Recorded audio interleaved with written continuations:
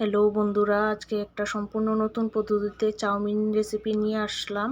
সবাই তো এক চাউমিন, ভেজ চাউমিন কিংবা চিকেন চাউমিন বানায়। আজকে বাদাম দিয়ে ঠেচা চাউমিন নিয়ে আসলাম। তো ঠেচা চাউমিন বানানোর জন্য যা যা ইনগ্রিডিয়েন্টস নিয়ে নিলাম, বাদাম, রসুন, কাঁচা লঙ্কা, ধনেপাতা সবগুলি নিয়ে এগুলিকে ভালোভাবে নেড়ে চেড়ে নিলাম। তারপরে ফুটন্ত জলে চাউমিনগুলি সিদ্ধ করে নিলাম।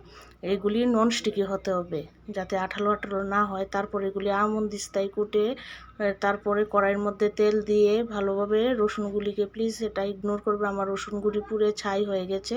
তারপর ওই পেস্টটা যে বাদামের, এটা দিয়ে ভালোভাবে নাড়তে হবে যাতে বাদামের কাঁচা গন্ধটা চলে যায়। তারপরে চাউমিনগুলি সিদ্ধ হয়ে নিলে তারপরে কড়াইয়ের মধ্যে দিয়ে দিতে হবে। এটার মধ্যে chilli sauce, vinegar, soya sauce সবগুলি দিয়ে ভালোভাবে মিশিয়ে নিতে হবে যাতে সবগুলি একসাথে হয়ে যায়। তারপরে প্লেটের মধ্যে সুন্দরভাবে সার্ভ করে নেবেন।